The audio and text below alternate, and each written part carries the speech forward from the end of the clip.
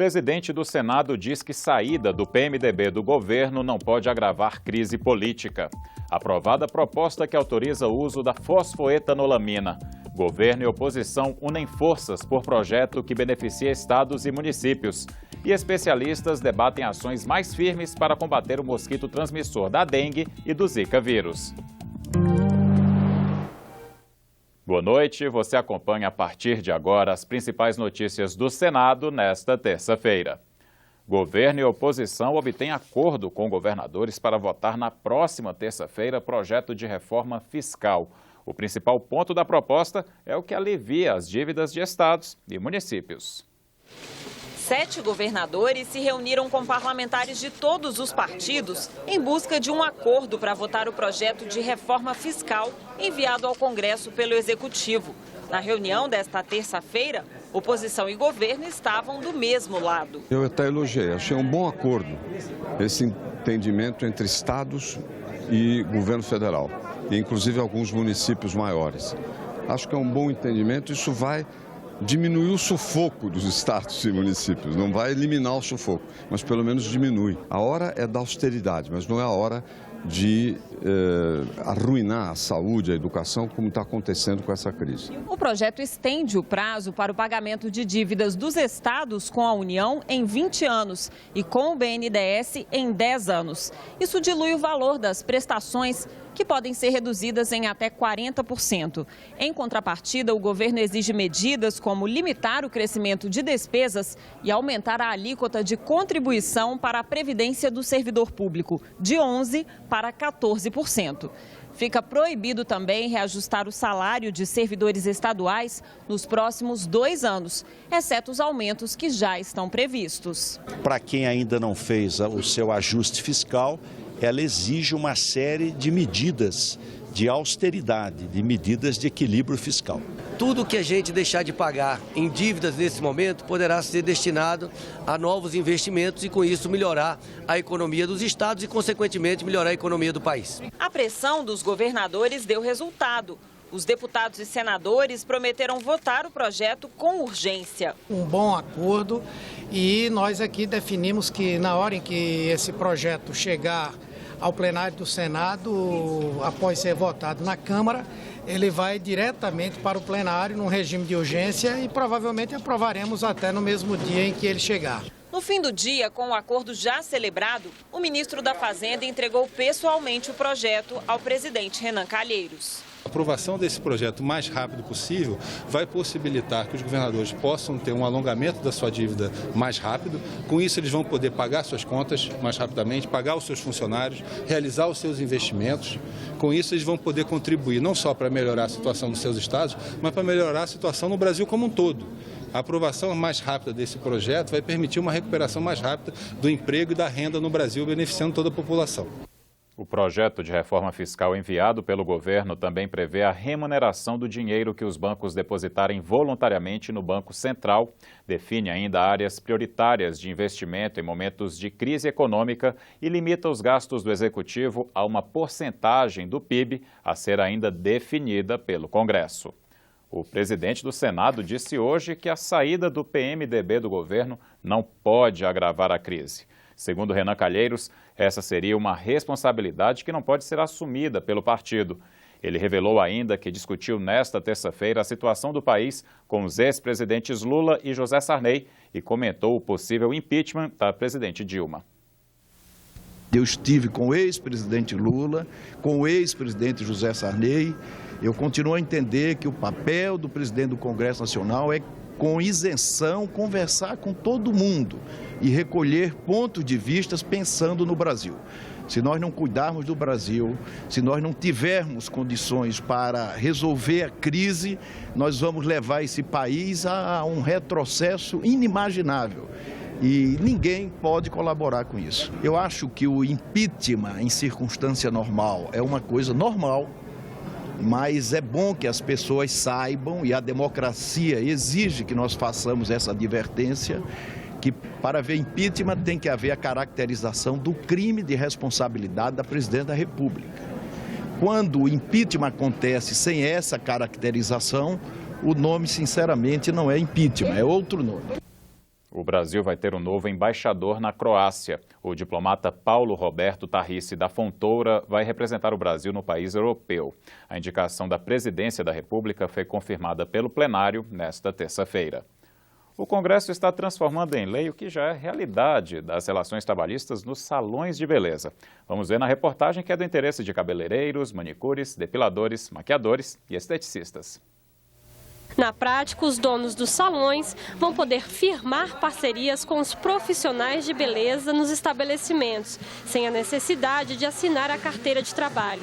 O projeto, que volta à Câmara dos Deputados, pode tirar da informalidade muitos profissionais. É uma parceria onde o dono do salão entra com a infraestrutura e o profissional da beleza entra com sua expertise, com a sua mão de obra. Porque o dono do estabelecimento, na grande maioria, não sabe cortar um cabelo, não sabe fazer os serviços de salão. E o profissional da beleza, o empreendedor da beleza, precisa de uma grande estrutura para se desenvolver. O texto aprovado no Senado estabelece que os profissionais poderão ser enquadrados como empreendedores individuais ou microempresários. Sem lei ele fica inseguro, ele fica à mercê, por exemplo, do que o judiciário decide, do que um contador indica, do que um outro sindicato acha correto. Então essa insegurança toda se encerra com o projeto de lei. O Senado vai criar o Observatório da Mulher contra a Violência. Ele vai funcionar dentro da estrutura do Instituto de Pesquisa Data Senado. O observatório vai catalogar causas e ocorrências de agressões domésticas contra a mulher. Segundo a idealizadora do serviço, senadora Simone Tebet, o observatório não vai gerar custos adicionais. O projeto que autoriza a produção e o uso da fosfoetanolamina foi aprovado pelos senadores na sessão desta terça-feira. A proposta precisa agora da assinatura presidencial para se tornar lei. A repórter de Nova Ferreira mostra como os pacientes que lutam contra o câncer veem a liberação da substância experimental. Conhecida como pílula do câncer, a fosfoetanolamina é uma substância sintética desenvolvida e estudada pela Universidade de São Paulo há mais de 20 anos. Ela era fornecida de graça a pacientes com a doença, até que a distribuição foi suspensa porque a droga não passou pelas etapas de pesquisa exigidas para que o medicamento seja usado por seres humanos. Os pacientes estão tendo que recorrer à justiça para ter acesso às pílulas. São pessoas como a Bernadette, que 2 anos depois de enfrentar um câncer de mama, foi diagnosticada com metástase óssea. A fosfoetanolamina trouxe o alívio das dores e a vida de volta. No 4º dia eu esqueci de tomar o remédio para dor. E quando eu me lembrei, falei, nossa, eu não tomei o remédio para dor. Falei, mas eu estou sem dor. Eu esqueci porque eu estava sem dor, porque era impossível esquecer. No 20º dia eu já não usava mais nem bengala para me locomover, né? Eu já estava recuperando totalmente a minha atividade normal. Eu saí da cama, eu saí dos analgésicos, eu revivi, eu renasci, né? Então eu costumo dizer que se esse for o único efeito benéfico da substância, ela já está fazendo muito mais do que muito paciente em condição paliativa tem hoje disponível. Os Ministérios da Saúde, da Ciência e Tecnologia coordenam estudos sobre a substância. Enquanto os resultados não vêm, o projeto quer garantir a continuidade da distribuição aos pacientes. De acordo com o projeto, os pacientes diagnosticados com a doença ou os responsáveis deverão assinar um termo de consentimento ou responsabilidade. O texto também deixa claro que a opção pelo uso da substância não deverá excluir o direito ao acesso a outros tipos de tratamento. Maria das Dores, de 58 anos, que há 2 meses enfrenta um câncer de mama, resume toda essa discussão de uma maneira simples.